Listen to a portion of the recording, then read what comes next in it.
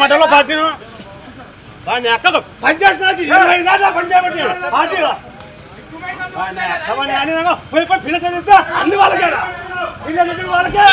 డీలర్లు వాళ్ళకేనా వాళ్ళకి తీసుకోమడం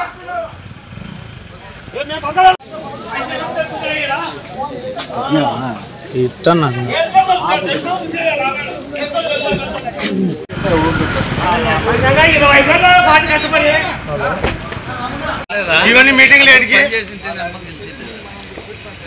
పని చేసింటేనే గెలిచినావమ్మా 6 మండలాలు